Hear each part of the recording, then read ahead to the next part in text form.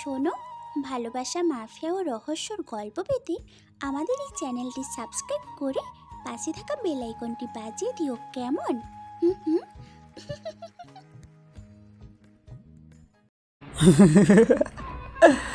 বন্ধু কাকে বলিস? ছোট লোকের জাত, আমাদের বন্ধু হওয়ার কি যোগ্যতা আছে তোর? বাইবলে ডাক। রাজ কথাটা বলে কাব্যের গালে ঠাস ঠাস করে কয়েকটা চড় বসিয়ে দিল। কাব্য গালে হাত দিয়ে রাজের দিকে হা হয়ে তাকিয়ে রইল। আশপাশে সবাই তাকিয়ে পড়ল। আকিব কাব্যকে ধাক্কা মেরে, এই ছোট, তোর মুখ দিয়ে যদি আর কখনো আমাদের বন্ধু বলিস, তোর জিভ ছিঁড়ে ফেলবো। ছোট লোকের জাত, তোর স্ট্যাটাস আর আমাদের স্ট্যাটাস দেখ। তোর লেভেলের কাউকে বন্ধু বলবি, সাহেব বলবি আমাদের। রাজ আকিবরা কাব্যের পাশ কাটিয়ে চলে গেল। কাব্য মাথা নিচু করে সেখান থেকে চলে গেল। কাব্য বাসায় আসতেই দরজার কাছে দাঁড়াতে শুনতে পেল করিমন বেগম আশরাফ মিয়াকে বলছে, ঘরে তো একটা দানাও নাই, তোমার শরীরও ভালো না, কি দিয়ে কি করব? আরে চিন্তা করছো কেন? আমাদের ছেলে কাব্য আছে তো, ও একটা ব্যবস্থা করবে। এই গ্রামে ও কোথায় কাজ পাবে? গ্রামের মানুষই তো ঠিক মতো খেতে পারে না, ওকে কাজ দিবে কে? কাব্য ঠিক কিছু একটা করবে, আমার চিকিৎসা করাবে। কারিমুন বেগম শাড়ির আঁচল দিয়ে নিজের চোখের পানি মুছতে লাগলো। কাব্য বাবা মায়ের কথোপকথনগুলো শুনে চোখের পানি ধরে রাখতে পারল না। চোখের পানি মুছতে মুছতে চলে গেল। কাব্য সোজা বড় চাচা আদি মিয়ার বাসায় গেল। আদি মিয়া মাত্র ঘর থেকে বের হয়ে কাব্যকে দেখে, অলক্ষণে আর সামনে পড়ার সময় পেল না। কাব্য আদি মিয়ার কথা শুনে না শোনার ভান করে হাসি মুখে, চাচা কিছু টাকা ধার হবে, পরে পরিশোধ করে দিব। নিজেই খেতে পারিস না, আবার টাকা ধার নিয়ে পরিশোধ করবি কিভাবে? কোনো টাকা নাই, যা। চাচা অল্প কিছু টাকা দেন, বাসায় খাওয়ার মতো কিছু নেই। বাবা অসুস্থ, তার জন্য ওষুধ কিনতে হবে, টাকাটা খুব প্রয়োজন। তোরা মা ছেলে মিলে আমার ভাইটাকে শেষ করে দিলি। আমি এক জায়গায় যাচ্ছি, আমার কাছে কোনো টাকা নাই, সামনে থেকে যা তো। আদি মিয়া বিরক্ত নিয়ে কাব্যকে কথা শুনিয়ে চলে গেল। ঘর থেকে কাব্যের চাচি হাজেরা বেগম বের হতে হতে, ফকিন্নির বাচ্চাটার আসার আর টাইম পেল না। আমার জামাইয়ের শুভ কাজের সময়ই অলক্ষণ এটা সামনে পড়লো, না জানি কাজটা হবে কি না। এই, তোর মা বাবা ছেলের মরণ হয় না কেন? রোজ রোজ দুয়ারের কাছে আসিস ভিক্ষা করতে। হাজেরা বেগমের কথা শুনে কাব্য মাথা নিচু করে সেখান থেকে চলে গেল। হাজেরা বেগম কাব্যকে গালিগালাজ করতে লাগলো। কাব্য হতাশা চেহারা নিয়ে গ্রামের মাটির রাস্তা দিয়ে হেঁটে যাচ্ছে। পেছন থেকে হ্যাপি দৌড়াতে দৌড়াতে কাব্যকে ডাকতে লাগলো। কাব্য অন্যমনস্ক হয়ে হাঁটছিল বলে হ্যাপির ডাক খেয়াল করেনি। হ্যাপি কাব্যের সামনে দাঁড়িয়ে পড়ল। কাব্য থেমে হ্যাপির দিকে তাকালো। হ্যাপি বলল, সেই কখন থেকে পিছন থেকে ডাকছি, শুনছেন না কেন? খেয়াল করিনি রে।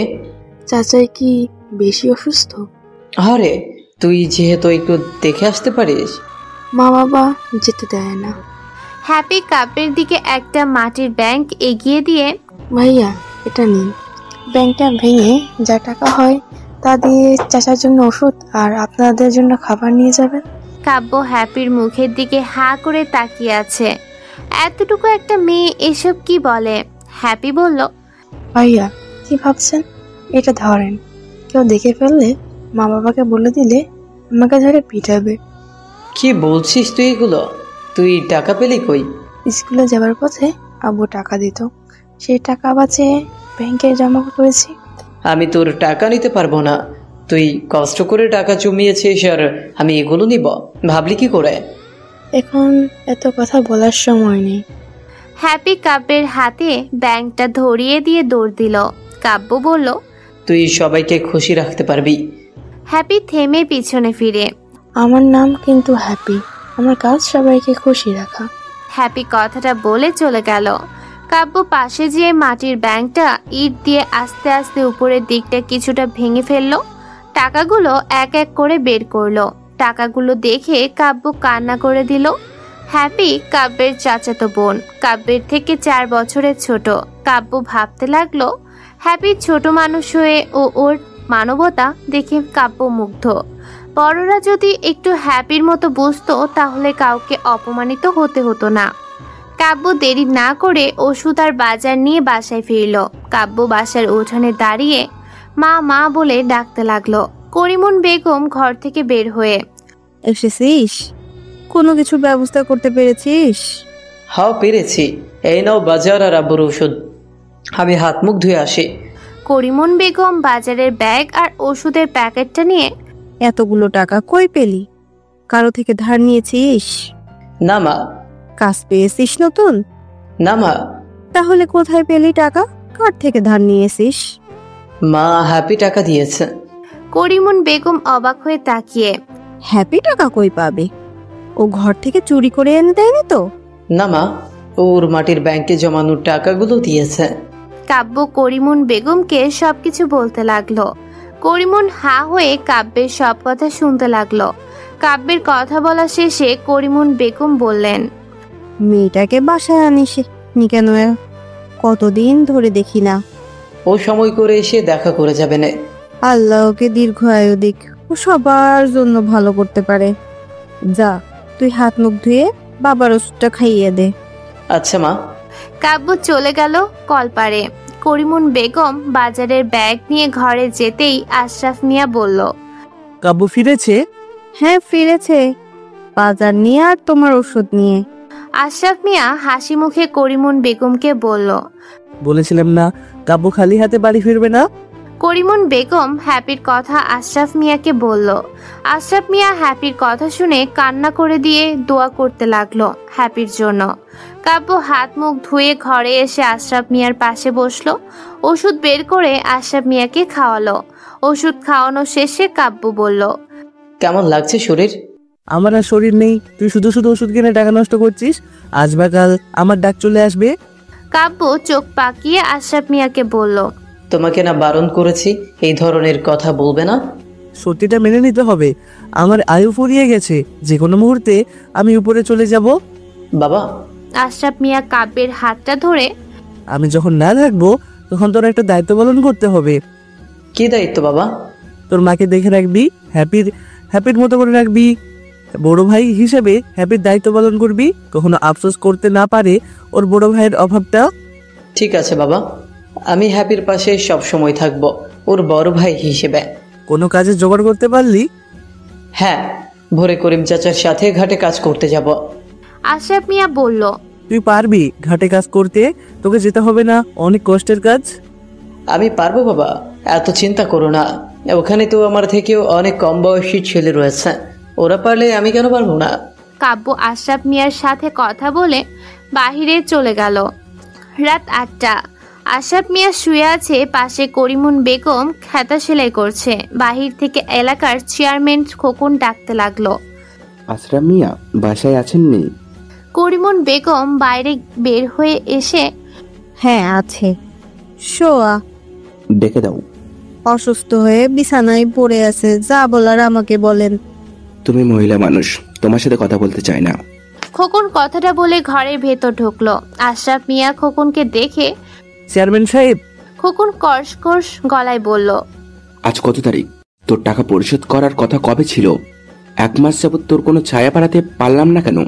চেয়ারম্যান সাহেব, আমি 1 মাস যাবত অসুখ হয়ে বিছানায়, আপনার টাকা ম্যানেজ করতে পারিনি, আপনার কাছে যেতে পারিনি। আমার টাকাগুলো তাহলে কি হবে? আমার ফসলের জমি আপনি নিয়ে নেন, আমার পক্ষে আপনার টাকা পরিশোধ করতে পারবো না। খোকন আশরাফের কথা শুনে কিছুক্ষণ ভেবে চিনতে, ঠিক আছে, উত্তরপাড়ার জমিটা দিতে চাচ্ছিস যখন নিয়ে নিলাম, পরে কিন্তু কাউকে বলিস না জোর জবরদস্তি করে তোর থেকে জমি নিয়েছি। না না চেয়ারম্যান সাহেব, কাউকে বলবো না। খোকন বাহির থেকে ওর লোক একজনকে ডাক দিল। ফাইল থেকে স্ট্যাম্প পেপার বের করে আশরাফ মিয়া আর করিমুন বেগমের টিপসই নিয়ে নিল। খোকন বলল, দেখি তোর জন্য কোনো ব্যবস্থা করতে পারি কিনা, সহরিতার একটা ব্যবস্থা করে দেব। খোকন কথাটা বলে চলে গেল। বাসা থেকে বের হতে কাব্যের সাথে খোকনের দেখা হলো। খোকন কাব্যকে বলল, বাপের ঘাড়ের ওপর বসে পড়াশোনা করে কোনো লাভ হলো না, চাকরি বাকরি তো করতে পারলি না।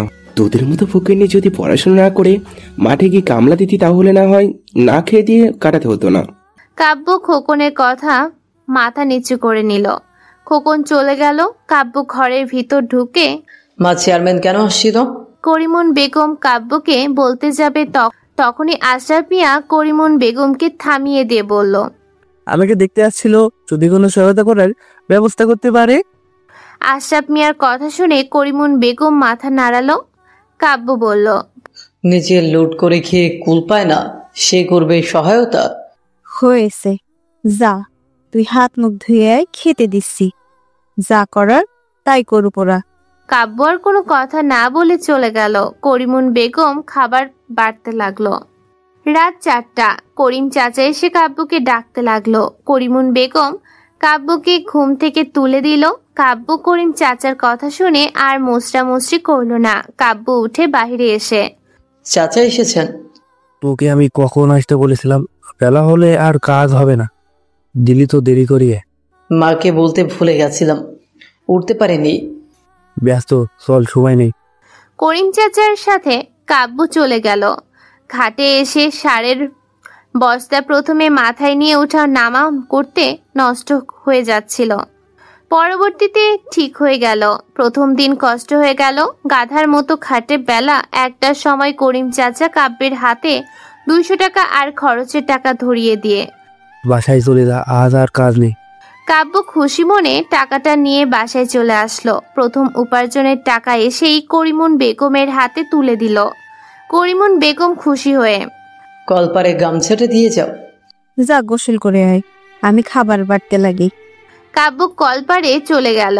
পানি চেপে গোসল করতে লাগলো আর ভাবতে লাগলো, কাজ ঠিক মতো হলে তাহলে বাবাকেও আর কষ্ট পেতে হবে না। বাবার চিকিৎসাটা করাতে পারবো, বাবা তাড়াতাড়ি সুস্থ হয়ে উঠবে।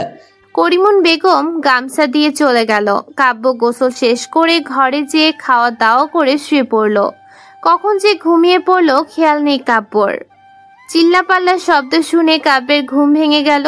কাব্য বাহিরে এসে দেখলো বড় চাচি গালাগাল করে করিমুন বেগমকে বকতে আছে। কাব্য বড় চাচিকে চলে যেতে বলে করিমুন বেগমকে ঘরে এনে, মা, তোমাকে কত বলেছি অমন মহিলার সাথে কথা বলবে না, তাও কেন বলতে গেলে? ধৈর্যের একটা সীমা আছে, তুই আমাকে টেনে নিয়ে আসলি কেন? আজকে বুঝিয়ে দিতাম বেয়াদব মহিলাকে। এতদিন সব চুপচাপ সহ্য করেছি, এখন আর না। কাব্য করিমুন বেগমকে বোঝাতে লাগলো। এদিকে বড় চাচি হাজেরা বেগম বাসায় যেয়ে কান্না করতে করতে আদি মিয়াকে বলল, তোমার ভাইপো আমাকে মেরেছে, আমার গায়ে হাত তুলেছে। কি? ওর এত বড় সাহস, তোমার গায়ে হাত তুলেছে? আজ ওকে মেরে শেষ করে দেব। আদি মিয়া বসা থেকে উঠে দাঁড়িয়ে আদি মিয়া লাঠি হাতে নিয়ে লোকজন নিয়ে কাব্যদের বাসার দিকে গেল। হাজেরা বেগম মনে মনে বলল, এবার মজা বুঝবি।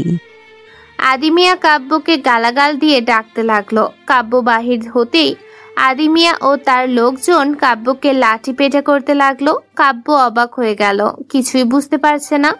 কাব্য জিজ্ঞেস করছে কেন তাকে মারছে, কে শুনে কার কথা। কাব্যকে মারতে লাগলো। করিমুন বেগম ঘর থেকে বাহির হয়ে দেখলো কাব্যকে পেটাচ্ছে। করিমুন বেগম এসে ঠেকাতে গেলে করিমুন বেগমও মারলো। কাব্য মায়ের খাচ্ছে আর সবাইকে ঠেলে সরিয়ে দিচ্ছে। মারা শেষে লাঠি ফেলে দিয়ে আদি মিয়া বলল, যতটুকু বসত ভিটা আছে থাকার, তাও থাকবে না। আদি মিয়া কথাটা বলে চলে গেল। করিমুন বেগম কাব্যকে জড়িয়ে ধরে কান্না করতে লাগলো।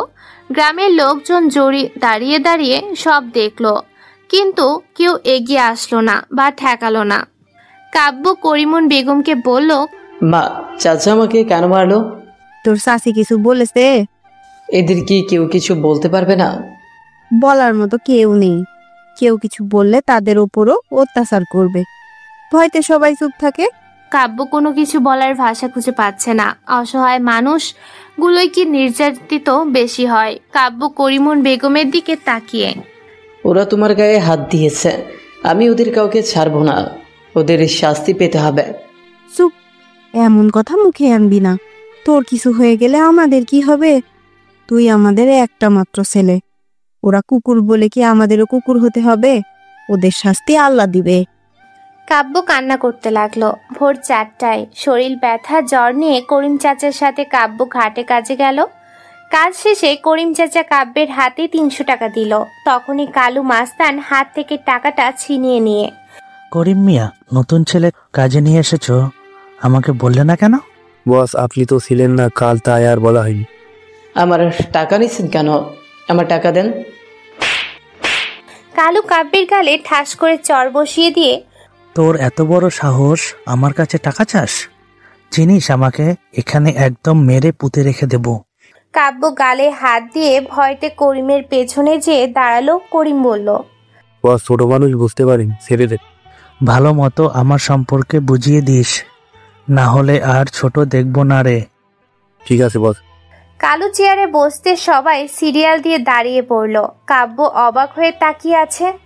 কালু মাস্তানকে এক এক করে সবাই চাঁদা দিচ্ছে। কাব্য অবাক হয়ে তাকিয়ে আছে।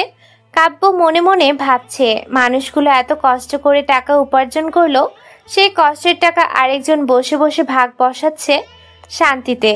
কাব্য করিম চাচাকে বলল, চাচা, এই লোকটারে কেউ কিছু বলে না। কে কি বলবে? বলতে গেলে তো মরতে হবে। কালু মাস্তান এই ঘাটের নাম করা মাস্টার, সবাই ওকে ভয় পায়। ওর ধান্দা শুধু এই একটা না, আরো আছে। আইনের লোকেরা কিছু বলে না। কি বলবে? টাকা দিয়ে সবার মুখ বন্ধ করে রেখেছে। ওর নামে থানায় মামলাও হয় না, কেউ করতে গেলে তার লাশ পরের দিন নদীতে পাওয়া যায়। কাব্য করিম চাচাকে আর কিছু জিজ্ঞেস করলো না, কালু মাস্তানের দিকে চেয়ে থাকলো। কালু মাস্তান সবার থেকে টাকা নিয়ে চলে গেল। করিম কাব্যের হাতে 100 টাকা দিয়ে, বাসায় বাজার করে নিয়ে যাস। কাব্য টাকাটা হাতে নিয়ে মাথা নাড়ালো। বাজার থেকে বাজার করে নিয়ে বাসায় গেল। কাব্যরা নিতান্ত গরিব হয় ওদের ওপর অনেকে জুলুম করে। কেউ কেউ জোর করে ওদের থেকে কাজ করিয়ে নেয়। বাধ্য হয়ে কাজ করে দেয় কাব্য আর করিমন বেগম। কাব্য রোজ কাজে যায়। কালু মাস্তান সবার থেকে টাকা চাঁদা তুলতো। এতে শ্রমিকরা অতিষ্ঠ হলেও কেউ কিছু বলতে পারতো না।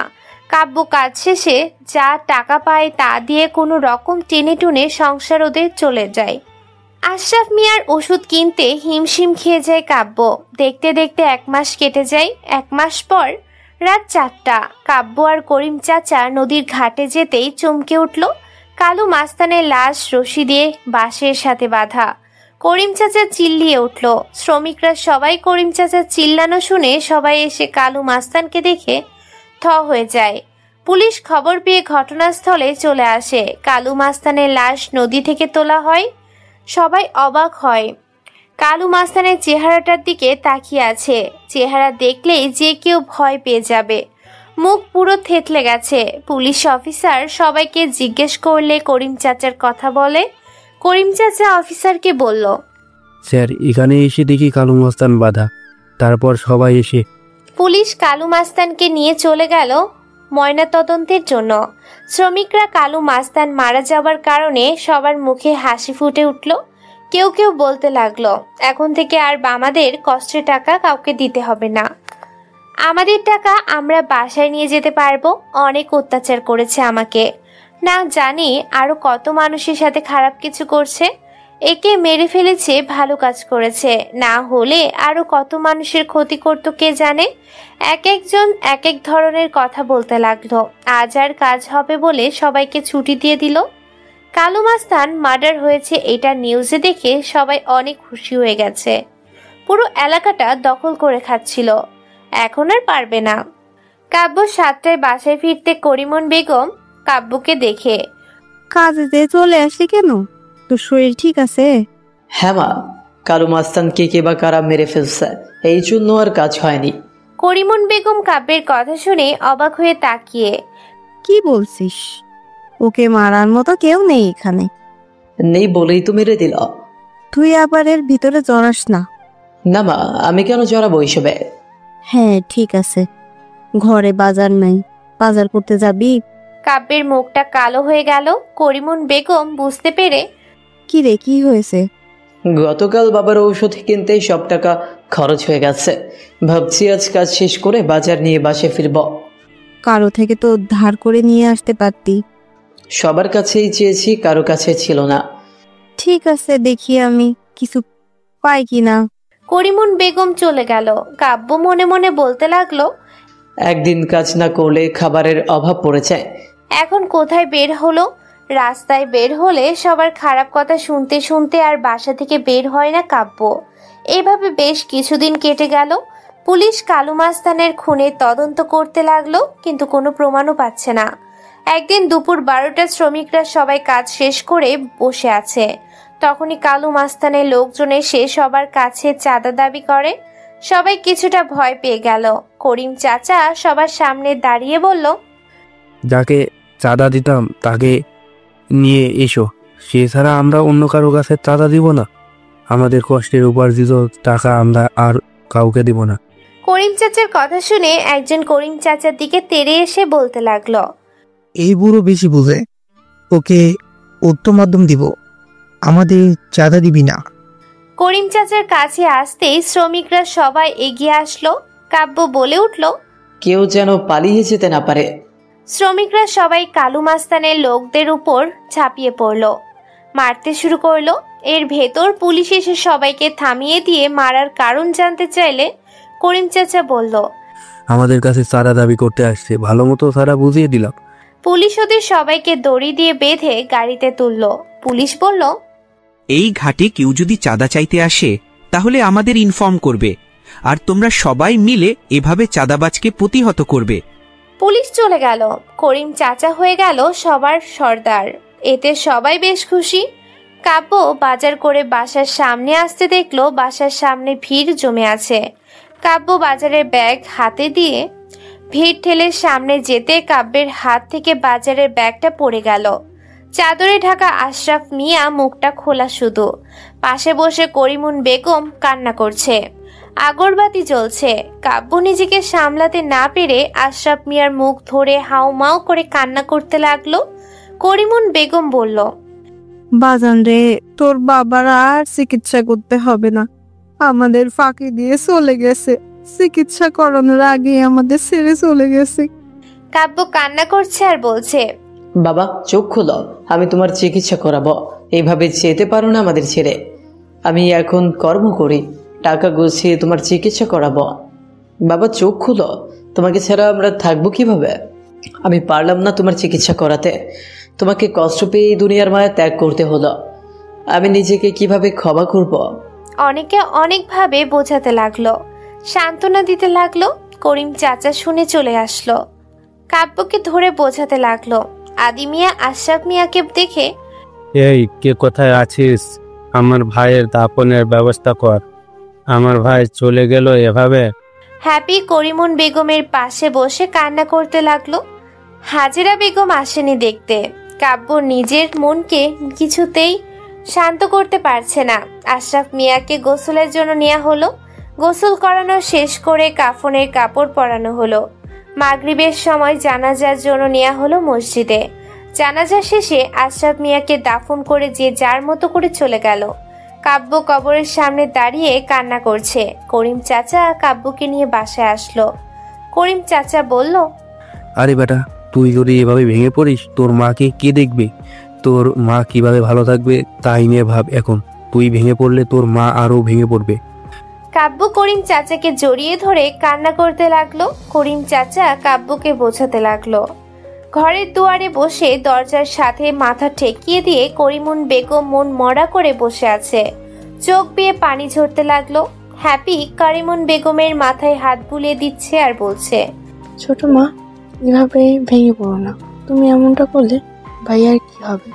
ভাইয়াকে কে দেখবে? আমার সব শেষ হয়ে গেল রে মা। ভাইয়া তো আছে, কিছু শেষ হয়নি। হ্যাপি করিমুন বেগমকে সান্ত্বনা দিতে লাগলো। দেখতে দেখতে 3 দিন কেটে গেল। কাব্য কিছুটা স্বাভাবিক হলো। করিম চাচাকে দোয়ার সব ব্যবস্থা করে দিল। পরের দিন রাত 4টায় করিম চাচা কাজের জন্য কাব্যকে ডেকে নিয়ে গেল। করিম চাচার সাথে মন খারাপ করে হাঁটছে। করিম চাচা কাব্যকে নিয়ে একটা চায়ের দোকানে বসলো। কাব্য বলল, চাচা কাজে দেরি হয়ে যাবে না? তোকে আর কাজে যেতে হবে না, তাই চায়ের দোকানে এসে বসলাম।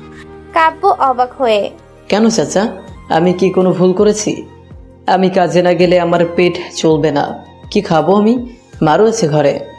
আরে আমার পুরো কথাটা শোন, তারপর কথা বল। কি চাচা? তুই পড়াশোনায় ভালো, ভালো রেজাল্ট তোর, তোকে আর এই গ্রাম থেকে কামলার কাম করতে হবে না। নানান মানুষ নানান কথা বলে, আমার শুনতে ভালো লাগে না।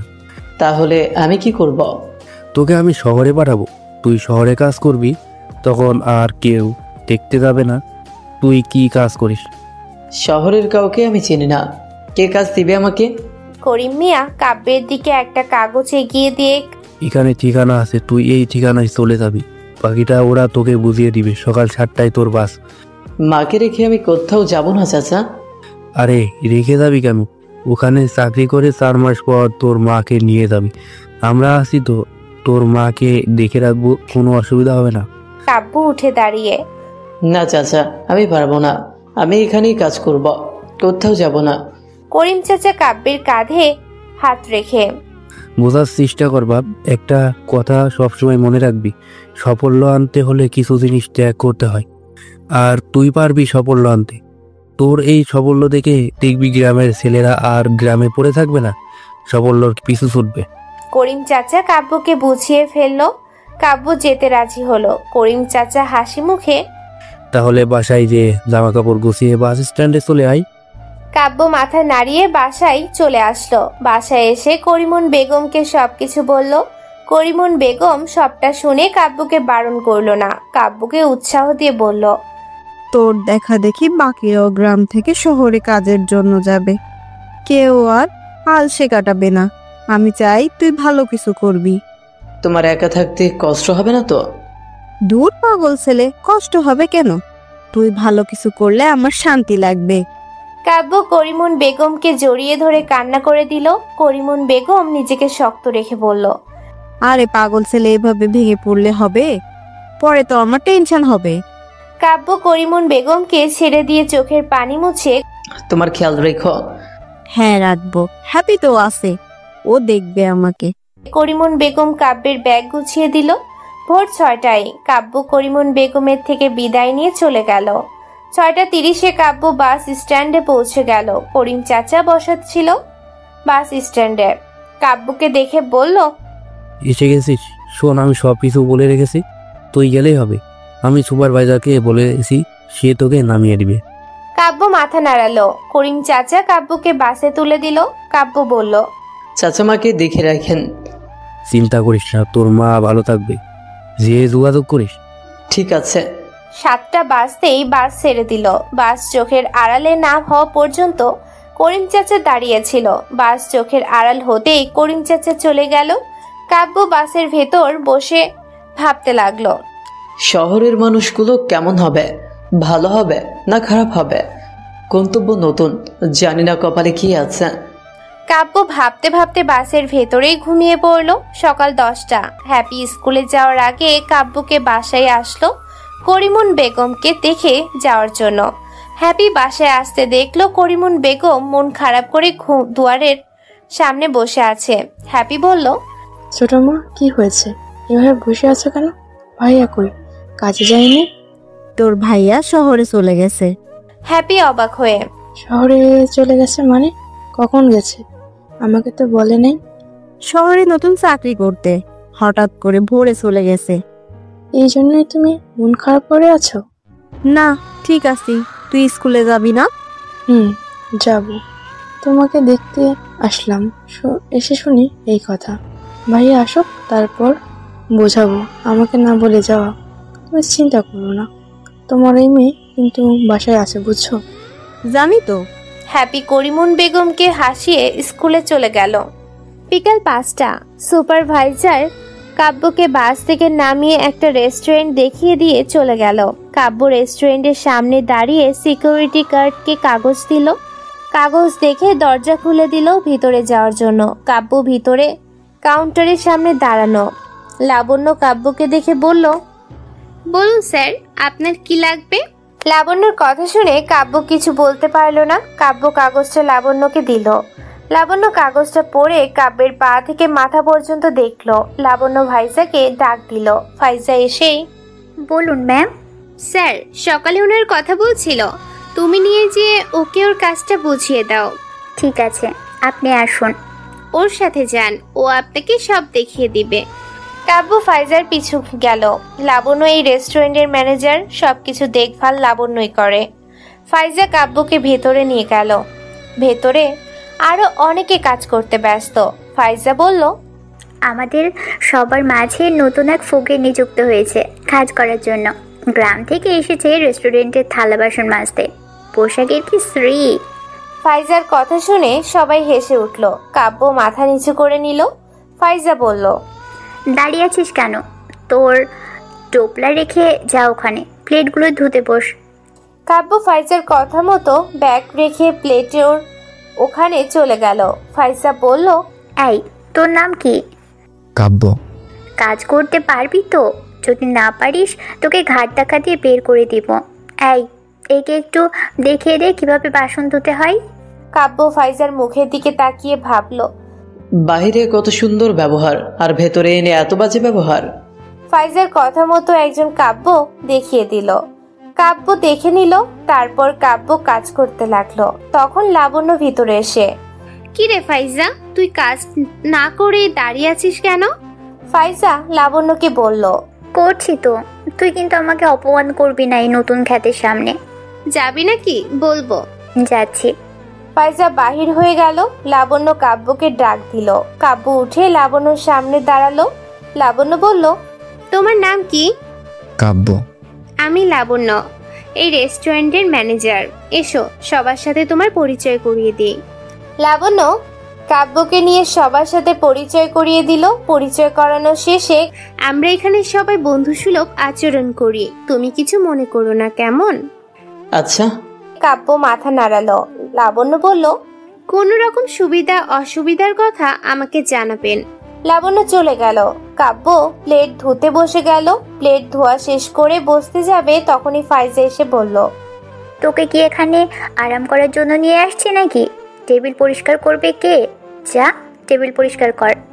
কাব্য উঠে গেল। ফাইজা টেবিল দেখিয়ে দিয়ে বলল, সব টেবিল পরিষ্কার করবি, অপরিষ্কার যেন একটাও না থাকে। রেস্টুরেন্টের ভেতরে ঠাস ঠাস চড়ের শব্দে ভরে উঠল। লাবণ্য অবাক হয়ে তাকিয়ে পড়ল। ফাইজারের কথা মতো কাব্য রেস্টুরেন্টের ভিতর টেবিলের কাছে এসে প্লেট নিতে লাগলো। লাবণ্য কাব্যের প্লেট নেওয়া দেখে ক্যাশ কাউন্টার থেকে কাব্যের সামনে এসে দাঁড়িয়ে, কি করছো এগুলো? পরিষ্কার করছি। এভাবে না, আমাকে দেখো আমি কিভাবে করি। কাব্য লাবণ্যর দিকে তাকালো। লাবণ্য টিস্যু নিয়ে প্লেট উঠালো, তারপর টিস্যু দিয়ে টেবিল মুছলো, নিচে পড়ে থাকা টিস্যু তুললো। কাব্য অবাক হয়ে লাবণ্যর দিকে তাকিয়ে আছে। তখনই ফাইজা এসে, ম্যাম আপনি এই কাজ করছেন কেন? ওকে দেখিয়ে দিচ্ছি, নতুন তো, একবার শিখে গেলে আর সমস্যা হবে না। এই জন্যই বলি নতুন মানুষ নেওয়ার কি দরকার, অভিজ্ঞতা মানুষ ছাড়া উটকো ঝামেলা। লাবণ্য ফাইজার দিকে চোখ পাকিয়ে তাকিয়ে, ভেতরে যাও, আসছি আমি। ফাইজার কিছু বলার সুযোগ পেল না। ফাইজা চলে গেল। কাব্য লাবণ্যের এমন ব্যবহার দেখে অবাক। লাবণ্য কাব্যের দিকে তাকিয়ে, তুমি এভাবে করতে পারবে তো? হ্যাঁ পারবো। লাবণ্য চলে গেল। কাব্য টেবিল পরিষ্কার করতে লাগলো। লাবণ্য ভেতর যে ফাইজাকে বলল, ফাইজা দিন দিন তোর ব্যবহারের উন্নতি হচ্ছে, ব্যবহার ঠিক করে নে, না হলে তোকে এই রেস্টুরেন্টে রাখবো না। আমি আবার কি করলাম? তুই ওই গ্রামের খ্যাত ছেলেটার জন্য আমাকে এমন কথা বলতে পারলি? কর্মের ক্ষেত্রে আমরা সবাই সমান, কে খ্যাত আর কে খ্যাত না এটা দেখার বিষয় না। একজন না পারলে তাকে আমরা সাহায্য করব, সেখানে সাহায্য না করে কটু কথা বলে তাকে কষ্ট দেওয়া চলবে না। আমি কেমন মানুষ তুই ভালো করে জানিস, তোকে আমি সাবধান করে গেলাম। লাবণ্য ফাইজাকে বকে চলে গেল। ফাইজা মনে মনে বলছে, খ্যাত এই রেস্টুরেন্টে কিভাবে কাজ করে তা আমি দেখে নিব। কাব্য টেবিল পরিষ্কার করে প্লেট নিয়ে এসে ধুতে লাগলো। ফাইজা রাগীভাবে কাব্যের দিকে তাকিয়ে, তুই লাবণ্য কি বলছিস? কাব্য ফাইজার দিকে তাকালো। ফাইজা রাগে, তুই কি বোবা? শোন, এখানে যদি কাজ করতে চাস তাহলে আমার কথা মতো চলবি, না হলে ঘাট ধাক্কা দিয়ে বের করে দিব। কাব্য মাথা নাড়ালো। ফাইজা বলল, এবারের মতো তোকে মাফ করে দিলাম, পরের বার আর মাফ করব না। ফাইজা চলে গেল। কাব্য মনে মনে ভাবছে, এক একজনের এক এক রকম ব্যবহার।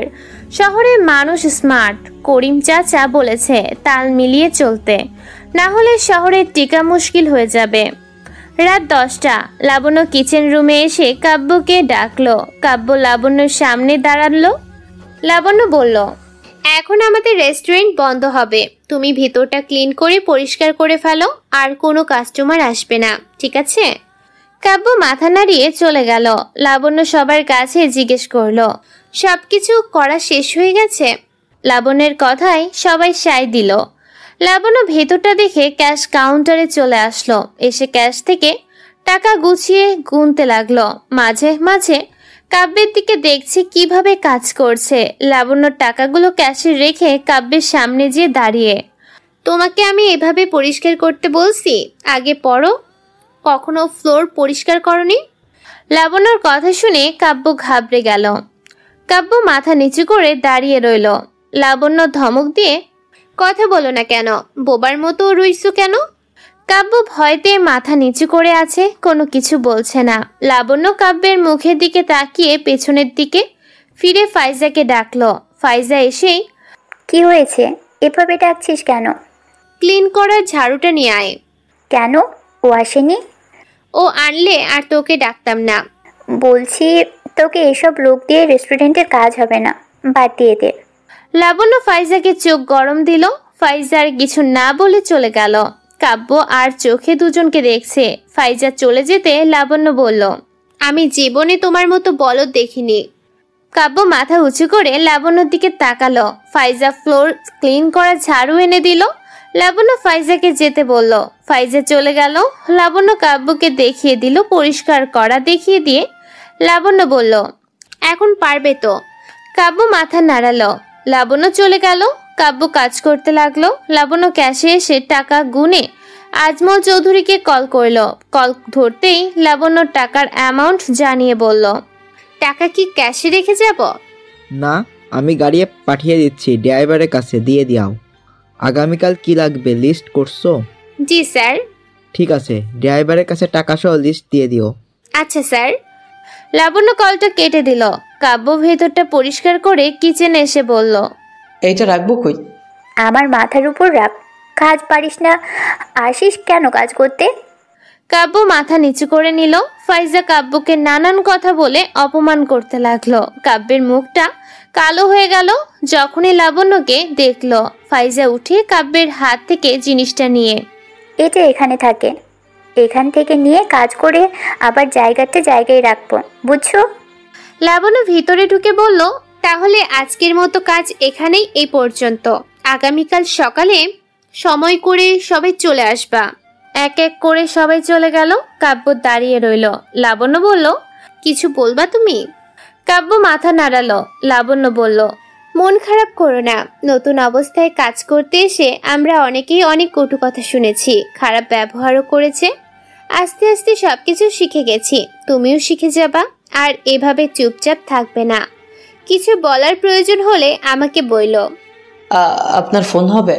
কেন, কি করবা? বাসায় ফোন দিতাম, এসে তো জানাইনি। ওহ, আমি তো ভুলে গেছিলাম, তোমার ফোন নেই। না। লাবণ্য ফোনটা বের করলো। কাব্য কাগজে লেখা নাম্বারটা লাবণ্যকে দিল। লাবণ্য নাম্বার উঠিয়ে কল করে কাব্যের কাছে ফোনটা দিল। কাব্য সাবধানতার সাথে ফোনটা ধরে কানে ধরলো। করিম চাচা ফোন ধরতে কাব্য বলল, চাচা আমি কাব্য। মায়ের খোঁজ নিয়েছেন? মা কেমন আছে? তুই পৌঁছে গেছিস? ও ভালো আছে, বাজার করে দিয়েছি, চিন্তা করিস না, ঠিক মতো কাজে মন দিস। আচ্ছা চাচা, মাকে জানিয়ে দিয়েন। কাব্য লাবণ্যর দিকে ফোনটা এগিয়ে দিয়ে, ম্যাডাম কেটে দেন। লাবণ্য ফোনটা নিয়ে মুচকি হেসে কল কেটে দিল। কাব্য বলল, ম্যাডাম আপনার ফোনটা অনেক সুন্দর। কেন, এর আগে ফোন দেখোনি? দেখেছি বন্ধুদের হাতে, কখনো ধরে দেখতে পারিনি, আজ ফার্স্ট ধরলাম। লাবণ্য হাসলো। লাবণ্য বলল, কাল 9টার ভিতর চলে এসো, ঠিক আছে? আচ্ছা। কাব্য ব্যাগটা নিয়ে রেস্টুরেন্ট থেকে বের হলো। লাবণ্য সবকিছু চেক দিয়ে ক্লোজ করে রেস্টুরেন্ট থেকে বের হয়ে গেল। কাব্য চিন্তায়। কাব্য রাস্তায় দাঁড়িয়ে ভাবছে, এখন কোথায় যাব, থাকবো কই, কিছুই তো চিনি না। কাব্য রাস্তার ওপার তাকাতে দেখলো কয়েকজন শুয়ে আছে। কাব্য রাস্তা পার হয়ে ওপারে যেয়ে শোয়া লোকদের পাশে যেয়ে দাঁড়ালো। সবাইকে দেখতে লাগলো। কাব্য আর কোনো কিছু না ভেবে ওদের থেকে দূরত্ব রেখে রাস্তার পাশে শুয়ে পড়লো। রাত 3টা। গাড়ির হর্নের শব্দে কাব্যের ঘুম ভেঙে গেল। কাব্য সামনের দিকে তাকাতে ভয়তে কাঁপতে লাগলো। কয়েকজন মিলে একটা লোককে ধারালো অস্ত্র দিয়ে জখম করেছে। গাড়ির হর্নের আওয়াজে লোকটার আর্তনাদ শোনা যায় না। লোকটাকে কুপিয়ে রাস্তার উপর রেখে চলে গেল। কাব্য উঠে লোকটার কাছে যেতে যাবে, পেছন থেকে একজন বলল, যাস না। কাব্য লোকটার কথা শুনে পিছনে তাকিয়ে, কেন? গেলে কি হবে? মরণ হবে, মরণ। এই শহর অভিশপ্ত।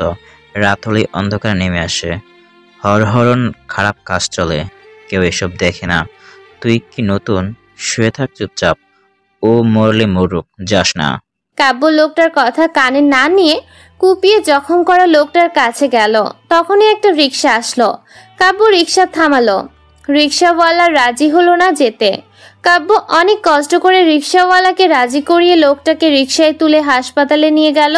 পেছন থেকে লোকটা বলতে লাগলো, তুই মরবি। এই শহর সম্পর্কে তুই কিছুই জানিস না। কাব্য লোকটাকে নিয়ে হাসপাতালে পৌঁছে গেল। লোকটারে স্ট্রেচারে শুয়ে দেয়া হলো। ডাক্তার বলল, পুলিশ কেস, পুলিশের অনুমতি ছাড়া তারা চিকিৎসা করতে পারবে না। কাব্য এসবের কিছু বোঝে না। কাব্য ডাক্তারকে অনুনয় করে বলল, আমি গ্রাম থেকে এসেছি, শহরে নতুন। লোকটারে পড়ে থাকতে দেখে নিয়ে এসেছে। আপনারা কিছু করেন, লোকটা মারা যাবে। ডাক্তার রাগান্বিত স্বরে বলল, গ্রাম থেকে আসছিস তো এই উটকো ঝামেলা কেন নিয়ে আসছিস? বেশি মানবতা দেখাস, যা এখান থেকে। কাব্য ডাক্তারের কথা শুনে ডাক্তারের পা জড়িয়ে ধরে, স্যার, চোখের সামনে লোকটাকে মরে যেতে দেখতে পারবো না। আপনি চাইলে সব পারবেন। উনি যদি আপনার কেউ হতো, আপনি কি এভাবে পারতেন ফেলে রাখতে? ডাক্তার আর কিছু বলল না। কাব্যকে তুললো, লোকটাকে ওটিতে নিয়ে গেল। কাব্য হাসপাতাল থেকে সেই জায়গায় আসতে ভোর হয়ে গেল। সবেমাত্র ভোরের আলো ফুটেছে। কিছু ট্যাক্সি রিক্সা চলাচল করছে। কাব্য নিজের জায়গায় এসে ব্যাগটা নিবে, তখন পিছে ঢাকা সেই লোকটা কাব্যের হাত ধরে, তোর জামায় রক্ত লেগে আছে, কেউ দেখলে তোকে পুলিশে ধরিয়ে দেবে। একবার পুলিশ ধরলে তুই তো আর বেরোতে পারবি না। বদলিয়ে ফেল এখন। কাব্য মিরানের কথা মতো জামা খুলে অন্য একটা জামা পরে নিল। রক্তমাখা জামা মিরান নিজের কাছে রেখে দিয়ে, এটাকে আমি ফেলে দিব। রাতে যা হয়েছে তা যদি কেউ জিজ্ঞেস করে তাহলে বলবি তুই জানিস না। কাব্য কৌতূহল নিয়ে, আপনি কে? আমি মিরান, এখানে থাকি, ভিক্ষা করে খাই। তোর দেখে সহজ সরল মনে হয়, তুই মানুষের উপকার করিস, তোর সাহস আছে। কাব্য মাথা নিচু করে, কেউ বিপদে পড়লে তাকে সাহায্য করতে হয়। মা বাবা সব সময় শিখিয়েছেন, বিপদের সময় কাউকে ছেড়ে আসতে হয় না, তার উপকার করতে হয়। মিরান উঠে দাঁড়িয়ে কাব্যের হাত ধরে নিয়ে চায়ের দোকানে গেল। একটা বোন রুটি আর দুধ চা কাব্যকে দিল। কাব্য অবাক হয়ে মিরানের দিকে চেয়ে আছে। মিরান বলল, খা। আর শোন, এই শহরের চোখের সামনে যা ঘটতে দেখবি তা দেখেও না দেখার ভান করবি। তুই নতুন তাই জানিস না। কাব্য মিরানের কথা শুনে অবাক হতে লাগলো। সকাল 8:30। কাব্য রেস্টুরেন্টের সামনে এসে অপেক্ষা করতে লাগলো। 9টা বাজতে সবাই চলে আসলো। কাব্য ভেতরে ঢুকে নিজের কাজ করতে লাগলো। ফ্লোর ক্লিন পরিষ্কার করলো আবারও। ফাইজা কাব্যের কিছু লেগে থাকলো। সুযোগ পেলে কাব্যকে অপমান করে। সকাল 10:40-এ লাবণ্য রেস্টুরেন্টে এসে সব চেক করে ক্যাশ কাউন্টারে বসলো। কাব্যকে ডাক দিল। কাব্য আসতে লাবণ্য বলল, ভেতর প্লেট পরিষ্কার হলে বসে থাকবা না, এখানে এসে দাঁড়াবা। যে টেবিলটা খালি হবে সেই টেবিলটা যে পরিষ্কার করবে, বুঝছো? কাব্য মাথা নাড়ালো। রেস্টুরেন্টে আজকে কাস্টমারের চাপ বেশি। কাব্য প্লেট নিয়ে যে ধুয়ে দিতে আজ একটু কষ্টই হচ্ছে। কিছুক্ষণ পর পর ফাইজা এসে বলছে, হাত চালিয়ে কাজ কর, প্লেট ঠিক করে পরিষ্কার কর। কত কাস্টমার বসে আছে এখনো, তোর প্লেট ধোয়াই হয়নি। খাবার কি তোর মাথার উপর দিব? ফাইজা কাব্যকে নানাভাবে অপমান করতে লাগলো। কাব্য দু চোখের পানি ফেলে সব সহ্য করছে।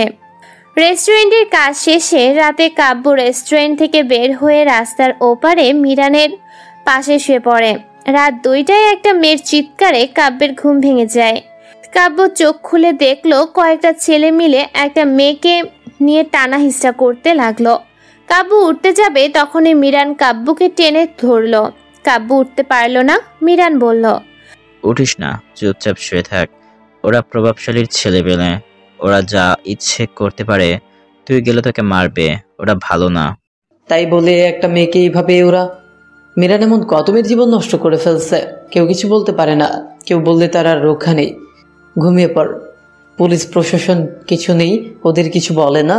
ওরা তো ওদের পাঁচটা গোলাম, কি আর বলবে। একটা গাড়ি এসে থামতে মেয়েটাকে উঠিয়ে নিয়ে চলে গেল। কাব্য উঠে বসলো। ঘুম যেন এক নিমিষে হারিয়ে গেল। মিরান উঠে বসে, আমার বয়স হয়ে গেছে, এসব দেখতে দেখতে অনেক অপকর্ম হয় এই শহরে। মিরান এক এক করে কাব্যকে শহরের ঘটনা বলতে লাগলো। কাব্য যতই শুনেছে ততই শরীরের লোম খাড়া হয়ে উঠেছে। খুবই ভয়ঙ্কর ঘটনা। মিরান এই কথা শুনতে শুনতে ভোর হয়ে গেল। চায়ের দোকানে যেয়ে রুটি আর চা খেলো দুজনে। সময় মতো রেস্টুরেন্টে গেল কাব্য। রাতে ঘুম হয়নি বলে ঝিমাচ্ছে কাব্য কাজ করতে। এই সুযোগটা ফাইজা নিয়ে কাব্যকে কটু কথা বলতে লাগলো। ফাইজার সাথে আরো 3 জন যোগ হয়েছে। কাব্যকে কথা শোনাতে দ্বিতীয়বার ভাবে না। কাব্য কেমন যেন এদের গায়ের জ্বালা সহ্যই করতে পারে না। রাত হলেই কাব্যের সামনে একটা না একটা ঘটনা ঘটবেই। 2 চোখ দিয়ে দেখা ছাড়া আর কোনো উপায় নেই। কোনো কিছু করার মতো সাহসও নেই। কেউ মেরে ফেলে রাখলেও দেখার মতো কেউ নেই। মিরান কাব্যকে যে কথাগুলো বলেছে তা শুনে কাব্যের রাত কাটে ভয়তে। কখন যদি আবার ওদের উপর এসে হামলা চালাই। রাস্তায় শুয়ে থাকাও বিপদ। বাসা ভাড়া নেওয়ার মতো সামর্থ্য কাব্যের নেই, টাকা নেই কাছে। এভাবে দেখতে দেখতে বেশ কিছুদিন কেটে গেল। কাব্য এখন কাজ শিখে গেছে। ফাইজাদের কথা গায়ে শুয়ে গেছে। ওদের কথায় এখন আর কষ্ট লাগে না, হাসি পায় কাব্যের। কাব্য ঠিক মতো কাজ করছে দেখে কাব্যকে অন্যভাবে ফাঁসাবে কিভাবে সেই পরিকল্পনা করতে লাগলো। কাব্য মাঝে মধ্যে এসে ক্যাশ কাউন্টারের পাশে বসতো।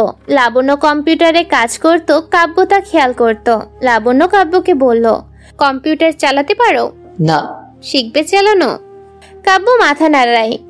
লাবণ্য কাব্যকে কম্পিউটার সম্পর্কে বলতে লাগলো। কাব্যর আগ্রহটা যেন আরো বেড়ে গেল। রাত 10:30 রেস্টুরেন্টের অবশিষ্ট কিছু খাবার রয়ে গেল। ফাইজা লাবণ্যকে বলল, খাবারগুলো ডাস্টবিনে ফেলে দে। তোদের সবার খাওয়া হয়ে গেছে? হ্যাঁ, এগুলো রেখে আর কি করব? বাসায় নিয়ে যা, সবাই ভাগ করে। কেউ নিতে রাজি হলো না। কাব্য চুপচাপ দাঁড়িয়ে ওদের কথা শুনতে লাগলো। লাবণ্য সবার কথা শুনে, তাহলে আর কি করার, ফেলে দিতে হবে ডাস্টবিনে। আমরা যাই, তুই ওকে দিয়ে ফেলাস, আমরা সব গুছিয়ে ফেলেছি। লাবণ্য কিছু বলতে যাবে তখন আরো 2 জন বলে উঠল, আজ অনেক কাজে চাপ গেছে, আর পারবো না। লাবণ্য আর কিছু বলল না, সবাই চলে গেল। লাবণ্য কাব্যকে বলল, তুমি কি পারবে ফেলে দিতে নাকি চলে যাবে? একটা কথা বলবো? হ্যাঁ বলো। খাবারগুলো রাস্তার পাশে শুয়ে থাকা ক্ষুধার্ত মানুষগুলোকে দিলে হয় না? কাব্যের কথা শুনে লাবণ্য অবাক হয়ে, আমার মাথায় তো এই কথা আসেনি। খাবারগুলো না ফেলে ওদের দেওয়া উচিত। একদিন তো ক্ষুধা মেটাতে পারবে, চলো। কাব্য খুশি হয়ে খাবারগুলো নিয়ে নিচে নেমে রাস্তার পাশে শুয়ে থাকা লোকদের দিতে লাগলো। খাবার খাওয়া শেষে লাবণ্য চলে গেল। এভাবে দেখতে দেখতে বেশ কিছুদিন কেটে গেল। একদিনে রেস্টুরেন্টের ভেতর ঠাস ঠাস চড়ের শব্দে ভরে উঠল। লাবণ্য অবাক হয়ে তাকিয়ে পড়ল। কাব্য প্লেট হাতে করে যখন নিয়ে যেতে যাবে তখন লাবণ্য কাব্যকে ডাক দিল। কাব্য সামনের দিকে যেতে হঠাৎ করে একটা মেয়ের সাথে ধাক্কা লাগে। মেয়েটা ঠাস ঠাস করে কাব্যের গালে চড় বসিয়ে দেয়। থাপ্পড়ের শব্দে লাবণ্য অবাক হয়ে চেয়ে পড়ল। মেয়েটার কেউ না, আজমল চৌধুরীর একমাত্র মেয়ে তামান্না। তামান্না চড় মেরে বলল, ফকিন্নির বাচ্চা, দিলি তো আমার ড্রেসটা নষ্ট করে। চোখ কি কপালে রেখে হাঁটিস নাকি? ফকিন্নির বাচ্চা, মেয়ে মানুষ দেখলেই গায়ে পড়তে মন চাই, তাই না? কাব্য গালে হাত দিয়ে তামান্নার দিকে তাকালো। প্লেট নিচে পড়ে ভেঙে গেছে। লাবণ্য ক্যাশ কাউন্টার থেকে বের হয়ে কাব্যের সামনে দাঁড়ালো। তামান্না নিজের ড্রেসের দিকে তাকিয়ে রেগে গেল। লাবণ্য বলল, ম্যাম শান্ত হন, ছোট্ট একটু ভুল হয়ে গেছে। তামান্না রাগে লাবণ্যকে ধাক্কা দিয়ে সরিয়ে দিয়ে কাব্যের কলার ধরে, তুই চিনিস আমাকে? আমার এই ড্রেসের মূল্য জানিস? তোর মতো ওয়েটারের 4 মাসের বেতনের সমান। তোকে কাজে কে নিয়েছে শুনি? কাব্য অবাক হয়ে তামান্নার রাগী চোখের দিকে তাকিয়ে আছে। লাবণ্য পিছন থেকে তামান্নার কানের কাছে বলল, ম্যাম কাস্টমাররা দেখলে রেস্টুরেন্টের বদনাম হবে। লাবণ্যর কথা শুনে তামান্না কাব্যের কলার ছেড়ে দিয়ে, এই লাবণ্য, ওর 2 মাসের বেতন দিবি না, ওকে দিয়ে সব কাজ করাবি। যদি বেতন দিস তো চাকরি থাকবে না। কাব্য ঘাবড়ে গেল বেতন দিবে না শুনে। কাব্য হাত জোর করে বলল, ম্যাডাম এমন কাজ করবেন না, আমার মা আছে গ্রামে, বেতন না পেলে মা খেতে পারবে না। এমন অবিচার করবেন না, আপনি যা শাস্তি দেওয়ার দেন, তবু আমার বেতন কাটবেন না। কাব্যের কথা শুনে তামান্না আরো রেগে যেয়ে কাব্যের গালে চড় মেরে, লাবণ্য, এটাকে আমার চোখের সামনে থেকে যেতে বল, না হলে কিন্তু। তামান্নার কথা শুনে লাবণ্য বলল, কাব্য তুমি ভেতরে যাও। কাব্য লাবণ্যর কথা মতো চোখের পানি মুছতে মুছতে কিচেনে চলে গেল। লাবণ্য বলল, ম্যাডাম টিস্যু দিয়ে মুছে দিয়ে। কোনো দরকার নেই, আমার দিনটাই নষ্ট করে দিল ফকিন্নির বাচ্চাটা। ওর যেন আমার সামনে আর না পড়ে। তামান্না কথাটা বলে রেস্টুরেন্ট থেকে চলে গেল। লাবণ্য কিচেনে যে একজনকে পাঠালো প্লেটগুলো উঠিয়ে পরিষ্কার করতে। লাবণ্য কাব্যের সামনে বসে, সরি। কাব্য লাবণ্যর কথা শুনে অবাক হয়ে, আপনি কেন সরি বলছেন? আমার জন্যই তোমাকে চড় খেতে হলো, এতগুলো কথা শুনতে হলো। আমি দেখেছি তোমার কোনো দোষ নেই তামান্না ম্যাডাম, সে খেয়াল না করে তোমার সাথে ধাক্কা খেয়েছিলে। কাব্য মাথা নিচু করে নিয়ে, আমার বেতনটা কাটবেন না প্লিজ, আমার মাকে আমি ছাড়া দেখার মতো কেউ নেই। লাবণ্য কাব্যের কাঁধে হাত দিয়ে, চিন্তা করো না, তোমার বেতন পাবে। আমি বড় স্যারের সাথে কথা বলে নিব। আর শোনো, তামান্না ম্যাডাম কিন্তু এই রেস্টুরেন্টের মালিক, সে রেস্টুরেন্টে থাকাকালীন তুমি তার সামনে যাবে না। কাব্য মাথা নাড়ালো। লাবণ্য চলে যেতে যাবে তখন কাব্য লাবণ্যকে বলল, আপনি অনেক ভালো, আপনি না থাকলে হয়তো আমি এখানে থাকতে পারতাম না। সবার মুখে শুনেছি খারাপের ভেতর একজন হলেও ভালো মানুষ পাওয়া যায়, আর সেটা আপনি। লাবণ্য মুচকি হেসে চলে গেল। কাব্য প্লেট ধুতে লাগলো। ফাইজা এসে কাব্যকে বলল, তুই কি ভুল করেছিস জানিস না? ম্যাডামের দামি জামা নষ্ট করে দিয়েছিস। তোরে 1 বছর বেতন দিবে না। তোর উপর দিয়ে কি ঝড় যাবে তুই নিজেও জানিস না, সাবধানে থাকিস। কাব্য মাথা উঁচু করে ফাইজার দিকে তাকালো। ফাইজা শয়তানি হাসি দিয়ে চলে গেল। কাব্য মনে মনে বলল, এই ডাইনির হাত থেকে কবে রক্ষা পাবো কে জানে, সারাক্ষণ শুধু অপমান করতে থাকে। আজমল চৌধুরী সোফায় বসে চায়ের কাপে চুমুক দিচ্ছিল আর নিউজ পেপার পড়তেছিল। তখনই তামান্না বাসার ভেতর ঢুকলো। তামান্নাকে দেখে আজমল চৌধুরী বলল, কি রে মা, এত তাড়াতাড়ি চলে আসলি? কোনো সমস্যা হয়েছে কি? সমস্যা না হয়ে থাকে, যে স্টাফগুলো রেখেছো সবগুলোই অপকর্মা। কতদিন পর গেলাম রেস্টুরেন্টে, মেজাজটাই দিল বিগড়ে। আমার জামা নষ্ট করে দিয়েছি, ওকে তো আমি ছাড়বো না। তামান্না রাগে গজগজ করতে করতে সিঁড়ি বেয়ে উপরে চলে গেল। আজমল চৌধুরী পেপারসটা ভাঁজ করে রেখে ফোনটা হাতে নিয়ে লাবণ্যকে কল করলো। লাবণ্য কলটা রিসিভ করতেই আজমল চৌধুরী বলল, রেস্টুরেন্টে মামনির সাথে কার ঝামেলা হয়েছে? স্যার, আমাদের নতুন স্টাফ ছেলেটার সাথে। আজমল চৌধুরী গম্ভীর গলায় বলল, কি করেছে ও? স্যার, আমি কাব্যকে ডাক দিছিলাম একটা পার্সেল আনার জন্য। ও আমার দিকে আসতে ম্যাডাম হুট করে রেস্টুরেন্টে ঢুকে পেছনের দিকে তাকাতে যেয়ে কাব্যের সাথে ধাক্কা লাগে। প্লেট থাকা খাবার ম্যাডামের গায়ে পড়ে। লাবণ্য আজমল চৌধুরীকে সবটা বলল। আজমল চৌধুরী বলল, আমি বুঝতে পারছি বিষয়টা, ওকে আমি অন্য রেস্টুরেন্টে শিফট করে দিই।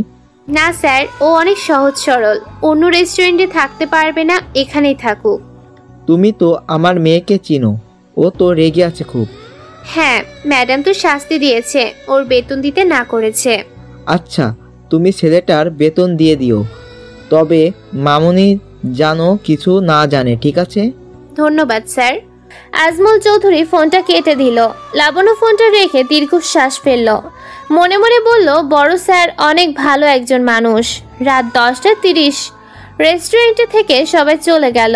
লাবণ্য আর কাব্য অবশিষ্ট খাবার নিয়ে বের হলো রাস্তায় পথচারীদের দেওয়ার জন্য। খাবার দেওয়া শেষে লাবণ্য বলল, তোমার আর কোনো সমস্যা নেই, বড় স্যারের সাথে কথা হয়েছে, উনি তোমার বেতন দিবে, তবে সাবধান কেউ যেন না জানে। ঠিক আছে। লাবণ্যদের সামনে একটা বাইক থামলো। বাইকে থাকা ছেলেটা হেলমেট খোলার সাথে সাথে লাবণ্য কাব্যকে বলল, ও ফায়াজ, আমার হবু হাজবেন্ড। আমাকে রোজ নিয়ে আসে। লাবণ্য ফায়াজের সাথে কাব্যকে পরিচয় করিয়ে দেয়।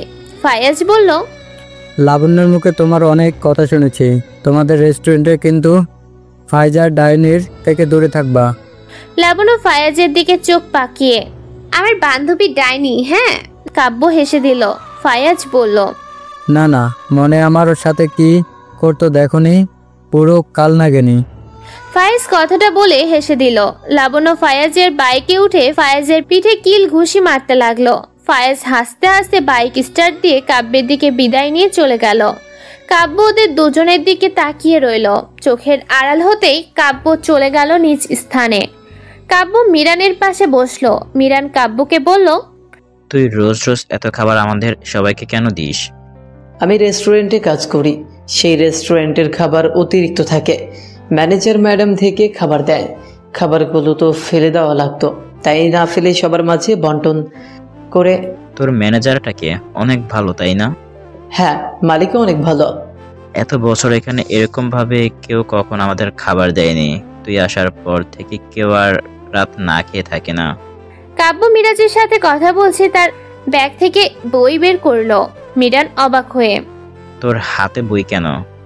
কাব্য দাঁত কেলিয়ে হেসে দিয়ে, আমি এখানকার একটা কলেজে ভর্তি হয়েছি। তোকে তো কলেজে যেতে দেখি না, তাহলে ভর্তি হলি কিভাবে? তোকে পড়তে দিবে? কলেজে না যেও পড়া যায়, পরীক্ষার সময় পরীক্ষা দিলেই হবে। আমি তো কিছুই বুঝি না। মিরান শুয়ে পড়ল। কাব্য ল্যাম্পপোস্টের আবছা আলোয় বইয়ের পৃষ্ঠা দেখতে লাগলো। বই দেখতে দেখতে রাত 2টা বেজে গেছে। সেদিকে কাব্যের কোনো খেয়াল নেই। হঠাৎ করেই কয়েকটা গাড়ি এসে রাস্তার মাঝখানে দাঁড়ালো। গাড়ির ভেতর থেকে একজনকে রাস্তায় ফেলে রেখে গাড়িগুলো চলে গেল। কাব্য এই দৃশ্য দেখে মিরানকে ঠেলতে লাগলো। মিরান উঠে বসে, কি হয়েছে তোর? কাব্য আঙুল দিয়ে লাশটা দেখিয়ে দিয়ে, কয়েকটা গাড়ি এসে ফেলে রেখে চলে গেছে। মিরান কাব্যকে টেনে শুয়ে দিয়ে নিজে শুয়ে পড়ে। কোনো কথা বলবি না, চুপচাপ চোখ বন্ধ করে থাক। যা হয়ে যাক না কেন চোখ খুলবি না। কান দিয়ে শোনার হলে শুনবি, না হলে ঘুমা। মিরানের এমন কথা শুনে কাব্য অবাক হয়ে গেল। কিছুক্ষণ পর আরো কয়েকটা গাড়ি এসে থামার শব্দ পেল। মিরান বলল, পুলিশ এসেছে, লাশ নিয়ে চলে যাবে। কাব্য এক চোখ খুলে দেখলো কয়েকটা পুলিশ নেমে দাঁড়িয়েছে। একজন লাশের সামনে হাঁটু ভেঙে পড়ে হাত দিয়ে লাশটা দেখেছে। কয়েকজন আশপাশে দিয়ে হাঁটাচলা করছে। হাঁটু ভেঙে বসা লোকটা উঠে দাঁড়ালো। দুজন স্ট্রেচার রাস্তার উপর রেখে লাশটা উঠিয়ে নিল। পুলিশের লোকটা সামনের দিকে এগিয়ে আসছে। এগিয়ে এসে পাশের কয়েকজনকে ডেকে তুলে কিছু জিজ্ঞেস করলো। সবাই ঘুমালো কণ্ঠে না বলল। তারপর পুলিশ লোকটা চলে গেল। এক এক করে পুলিশের গাড়ি চলে গেল। ভোর 6টা। মিরান কাব্যকে ডেকে তুলে বলল, তোর আর এখানে রাতে ঘুমাতে হবে না। কাব্য চোখ ডলতে ডলতে, কেন? আমি কি করেছি? আমি থাকবো কই তাহলে? তোর জন্য আমরা এখানে যারা থাকি তারা আর কেউ থাকতে পারবো না। তোকে বারণ করার পরেও তুই রাত জেগে এসব দেখিস। কারো চোখে পড়লে কি অবস্থা হবে বুঝতে পারছিস? আমি কি আর ইচ্ছা করে দেখি নাকি? সব তো এখানেই হয়। এইসব কবে বন্ধ হবে? এরকম আরো অনেক জায়গায় হয়। তুই অন্য কোথাও যেয়ে থাক, আমাদের ক্ষতি করিস না। না, আমি এখানে থাকবো। আমি আর কিছু দেখলেও কিছু বলবো না। সবার মতো না দেখে থাকবো, ঠিক আছে? তুই একদিন ছুটি নিয়ে নে। তোকে আমি এই শহরের অলিগলির রেল স্টেশন থেকে শুরু করে সব জায়গায় ঘুরিয়ে দেখাবো। দিনে দুপুরেও মার্ডার হয়। ঠিক আছে চাচা, আমি সামনের সপ্তাহে ছুটি নিব। দুজনে উঠে চায়ের দোকানে যেয়ে চা আর রুটি খেলো। আজ বিলটা কাব্যই দিল। এতদিন মিরান দিয়ে আসছে। সকালে কাব্য রেস্টুরেন্টে গেল। সব কাজ শেষ করে ক্যাশের ওখানে লাবণ্যর সামনে দাঁড়িয়ে বলল, একটা কথা জানার ছিল। বলো। এই শহরটা নাকি অনেক খারাপ, মানুষগুলোও নাকি ভীষণ খারাপ, ভালো মানুষদেরও নাকি মেরে ফেলে। লাবণ্য হেসে দিয়ে কাব্যের দিকে তাকিয়ে, আমি শুনেছি, তবে কখনো সামনে পড়েনি। তবে হ্যাঁ, একবার অনেক বড় ঝামেলার ফেস করতে হয়েছে। কি ঝামেলা? কয়েকজন সন্ত্রাসী এসে চাঁদার দাবি করেছিল। আমি আমার বড় স্যারের কথা বলার পর ওরা নাসুরবান্দা ছিল, আমাকে গালিগালাজ করেছিল, এমনকি চুলের মুঠি ধরেছিল। ওই দিনের কথা বললে শরীরে কাঁটা দিয়ে ওঠে। কাব্য অবাক হয়ে, তারপর কি হয়েছে? বড় স্যারকে কল দিলে স্যার ওদের টাকা দিয়ে দেয়।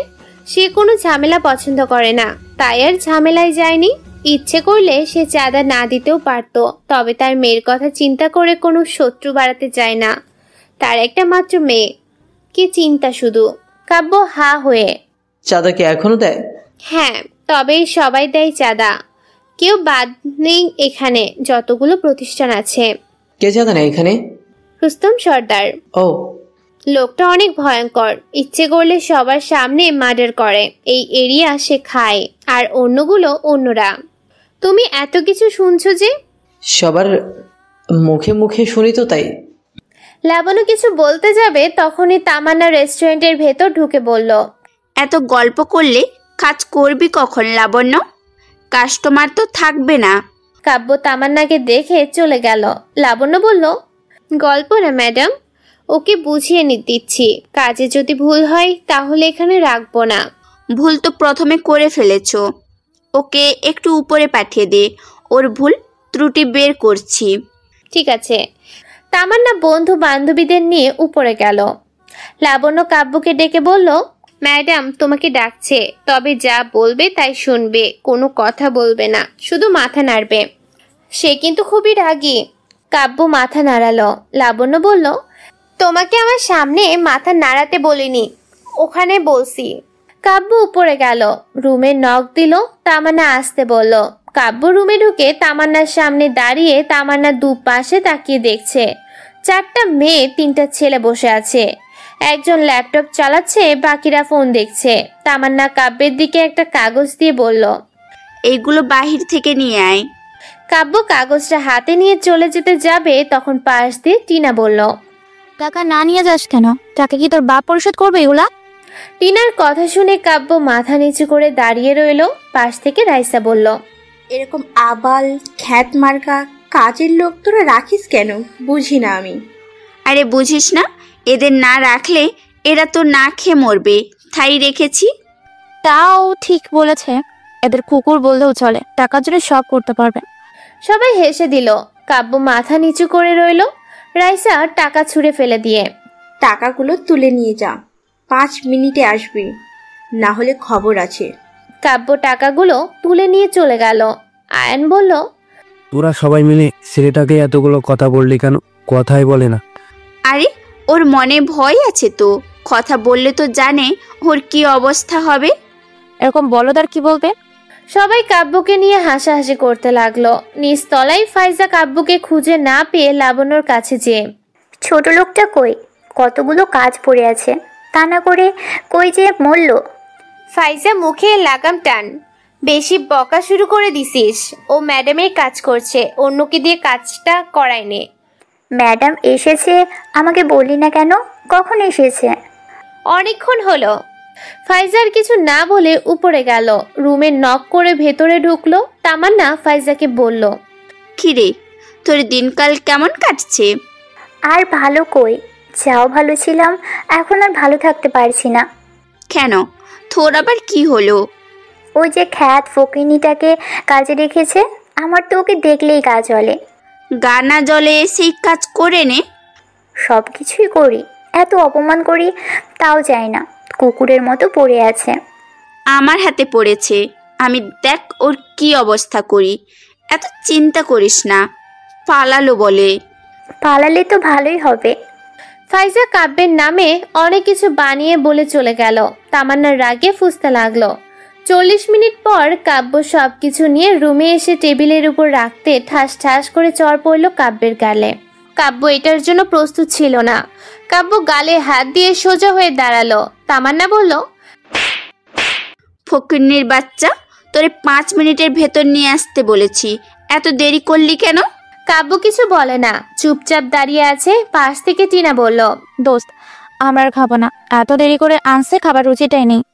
একটা কাজ কর, ওকে এগুলো খাওয়া, যাতে পরবর্তীতে আর লেট না করে। রাইসা খারাপ বলিনি, কাজটা মন্দ না। তামান্না কাব্যকে বলল, এগুলো সব খাবি, চুপচাপ এসে খা। কাব্য মাথা নাড়িয়ে না বলল। তামান্না উঠিয়ে দাঁড়িয়ে, আমার নামে মানুষের কাছে বদনাম করিস? আমার অনেক অহংকার, বড় লোকের বেটি, বাপের টাকার ক্ষমতায় পা মাটিতে পড়ে না, তুই আমার অহংকারের কি দেখেছিস রে? কি দেখেছিস?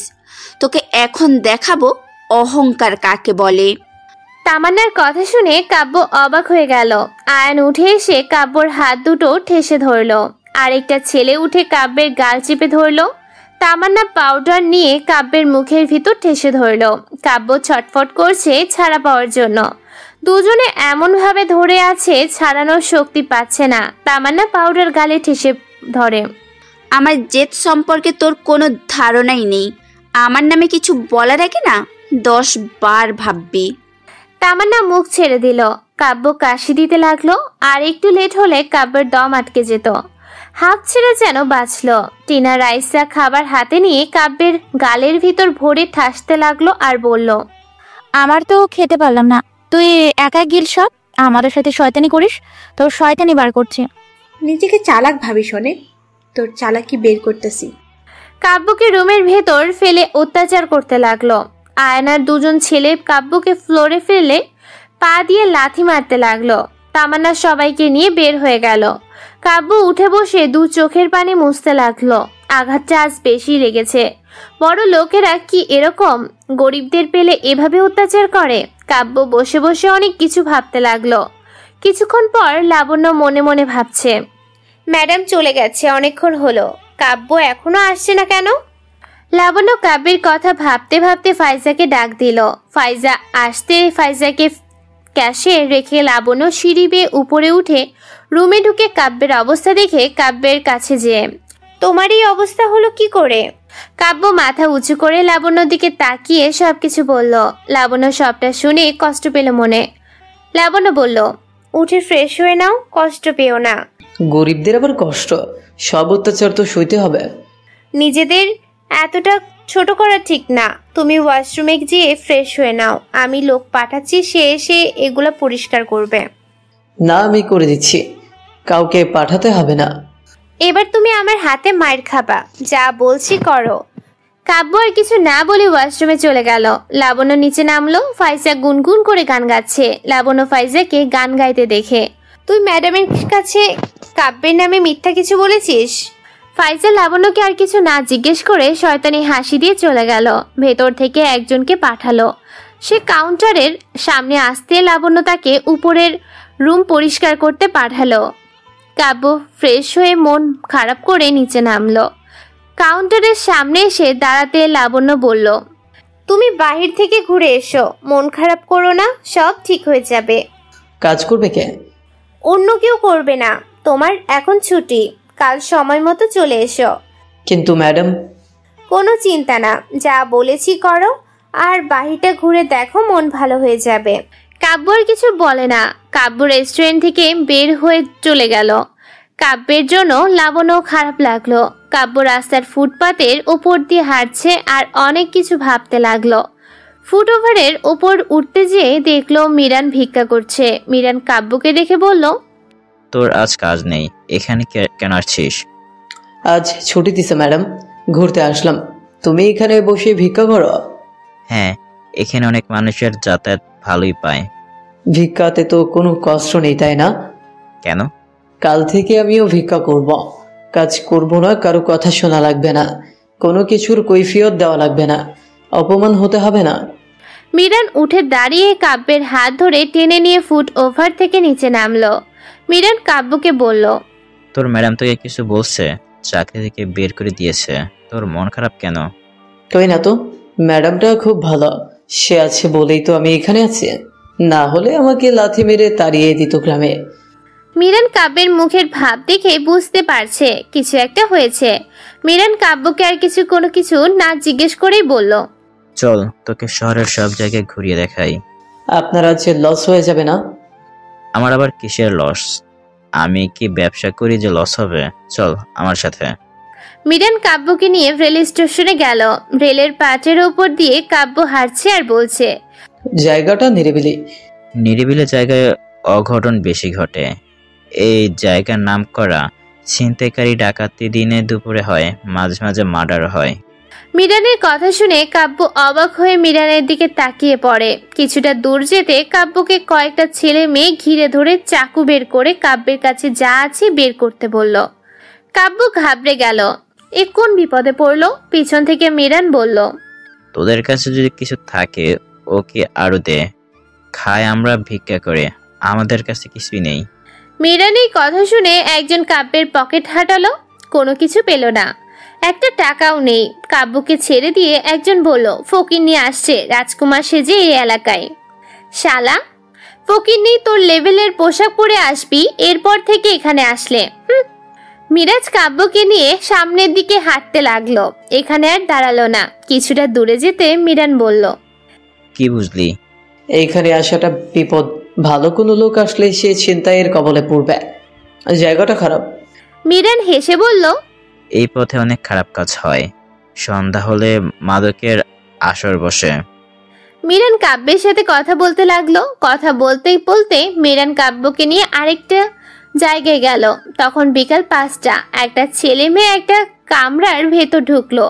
এরকম ভাবে আর কয়েকজন একটা মেয়ে নিয়ে ঢুকছে। মিরান দেখিয়ে বলল, এখানে যত ছেলে মেয়ে প্রেম করে তারা ঘোড়ার নাম করে এখানে এসে এই ছোট ছোট কামরার ভেতর ঢুকে অসামাজিক কার্যকলাপ লিপ্ত হয়ে পড়ে। এটার জন্য কেউ কিছু বলে না। এই শহরে তুমি যত অন্যায় করতে পারবে ততই ভালো, তবে জীবন মরণ হয় মরবে, না হয় মারবে। এই শহরে যা যার মতোই। বুঝলাম। রাত 8টা। মিরান কাব্যকে নিয়ে নাইট ক্লাবে নিয়ে গেল। ক্লাবের ভেতরে কাব্য ঢুকে পড়ল। পুরো অবাক হয়ে গেল নানা রকমের লাইটিং দেখে। ভেতরে মিউজিক বাজছে, মিউজিকের তালে তালে সবাই ডান্স করছে। মিরাজ কাব্যকে নিয়ে মদের কাউন্টারের সামনে যেয়ে বসলো। মিরান বলল, খাবি নাকি এক পেক? না না, আমি এসব খাই না। মিরান নিজে এক পেক মেরে, এখানে সব বড় লোকেরা আসে ডিজে পার্টি করতে, ফুর্তি করতে, কেউ কাউকে ভালো লাগালে ভালোবাসা পর্যন্ত নিয়ে যায়। কাব্য অবাক হয়ে, আপনি এত কিছু জানেন কি করে? আমি সব জায়গায় চলাফেরা করি, সব জায়গায় এসেছি, জানি সব। মিরান আরো অনেক কিছু বলতে লাগলো। কাব্য মিরানের সব কথা শুনতে লাগলো। হঠাৎ করে কাব্যের চোখ সামনে যেতে দেখলো তামান্নাকে। কাব্য তামান্নাকে দেখে ভয় পেয়ে গেল। সে এখানে কেন? আমাকে দেখে ফেললে তো সারছে। কাব্য মিরানকে বলল, আমার পক্ষে এখানে থাকা সম্ভব না, চলেন এখান থেকে। এইখানে থাকলে আমার আর এই শহরে থাকা লাগবে না, আপনার সাথে ভিক্ষা করতে যাওয়া লাগবে না। আর একটু থাক, গেলি না হয় আমার সাথে ভিক্ষা করতে। ম্যাডাম এসেছে এখানে, দেখলে অপমান করবে, আমাকে আস্ত রাখবে না। কাব্যের কথা শুনে মিরানের নেশা মনে হয় কেটে গেল। মিরান বলল, তোর ম্যাডাম এখানে? আগে বলবি না, তোর দেখিনি তো। না, আরো একটু থাকলে দেখে ফেলবে। মিরান কাব্যকে নিয়ে পেছনের দরজা দিয়ে চলে গেল। রাত 10টা, গাড়ি ঘোড়ার চাপ কম, রাস্তার মানুষ শূন্য। রাস্তার পাশ দিয়ে মিরান আর কাব্য হাঁটছে। কিছুটা দূর যেতে মিরান একটা ভবন দেখিয়ে কাব্যকে বলল, এই ভবন কি হয় জানিস? কি হয়? হ্যাকিং। কত শত শত লক্ষ মানুষের ফোন তত হ্যাক করে তাদের ব্ল্যাকমেল করে টাকা হাতিয়ে নেয়। কাব্য অবাক হয়ে, তা কেউ কিছু বলে না? না, এর ভেতরে কেউ ঢুকতে পারে না। এর ভেতরে অনেক ছেলে মেয়ে কাজ করে, তারা এই ভ্যানের বাহিরে আসতে পারে না। মিরান এক এক করে সব জায়গায় ঘুরিয়ে দেখালো। রাত 8টা। কাব্য মিরানকে বলল, আপনি এত কিছু জানেন, আপনার তো গোয়েন্দা হওয়া উচিত। হয়েও কোনো লাভ হবে না, ভিক্ষা করে শান্তিতে আছি। গোয়েন্দা হলে শান্তিতে আর থাকতে পারবো না। কাব্য কিছু বলতে যাবে, হঠাৎ করে একটা গাড়ি তাদের সামনে থামে। গাড়ি থেকে একটা মেয়েকে নামিয়ে দিয়ে গাড়ি চলে যায়। মেয়েটা দুলতে দুলতে সামনের দিকে হেঁটে যেতে লাগলো। কাব্য মিরানকে বলল, মেয়েটাকে এইভাবে ফেলে রেখে চলে গেল কেন? এরা হলো রাতের পরী, বড় লোকদের সাথে কন্ট্রাক্ট এ যায় মোটা টাকায়, আবার ভোরের আগে স্থান মতো জায়গায় নামিয়ে দেয়। এটা ওর একটা ব্যবসা। আহারে, জীবন কতই না অদ্ভুত। চল এখান থেকে। কাব্য আর মিরান চলে গেল। ভোরের আলো ফুটে উঠলো। কাব্য দু চোখের পাতা আজ আর এক করতে পারেনি। ভোরের আলো ফোটার সাথে সাথে কেউ এখানে ঘুমাতে পারে না। চায়ের দোকানে চা আর রুটি খেলো। মিরান বলল, তোর আজ কাজ করতে অসুবিধা হবে না? জানি না, চোখে তো অনেক ঘুম। আজকের মতো ছুটি নিয়ে নে। ছুটি নিয়ে করব কি? জায়গা তো নেই ঘুমানোর। তাও ঠিক বলছিস। 9টার আগে কাব্য রেস্টুরেন্টের সামনে দাঁড়িয়ে ঝিমাচ্ছিল।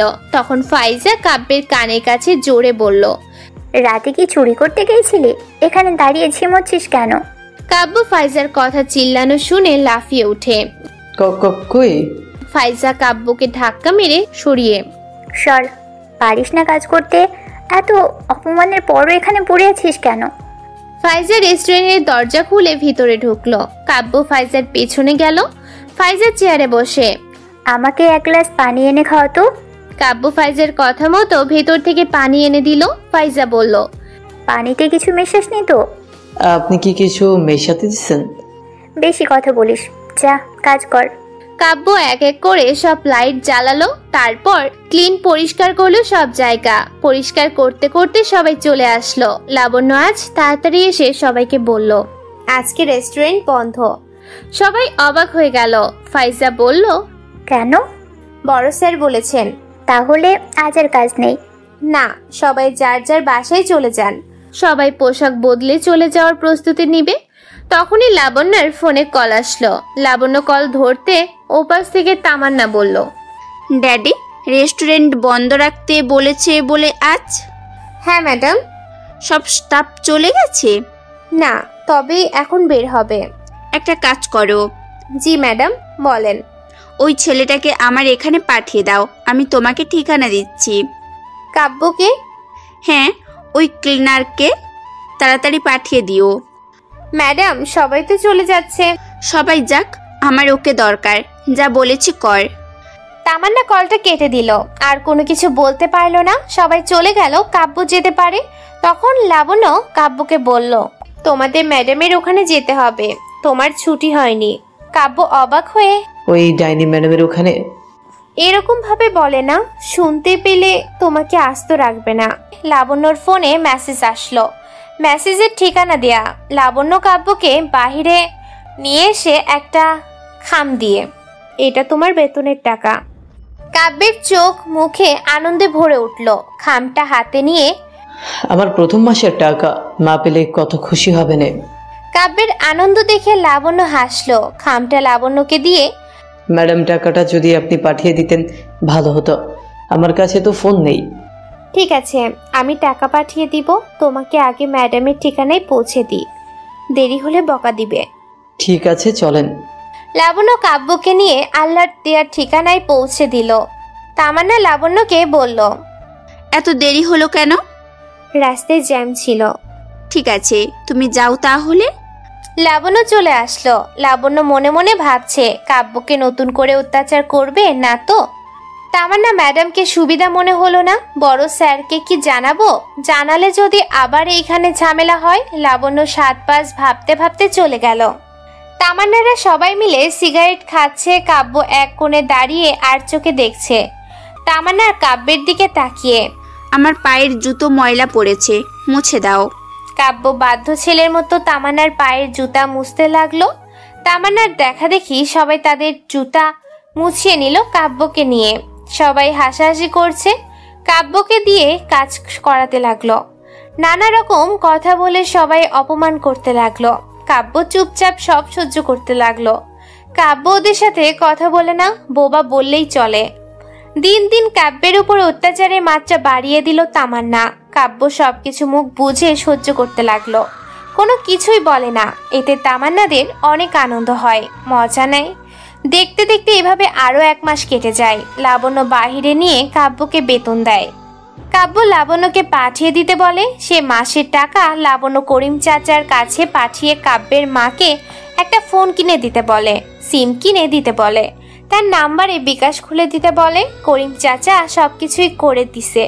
লাবণ্য ফোন দিয়ে কাব্য তার মায়ের কাছে সাথে কথা বলে। এবারটা ও লাবণ্য টাকাটা পাঠিয়ে দিল। কাব্যের জন্য লাবণ্যর মায়া হয়। এত অত্যাচারের পর ও এখানে আছে, অন্য জায়গায় যেতে বলছে, যায় না, এখানেই থাকবে। এভাবে কেটে গেল বেশ কিছুদিন।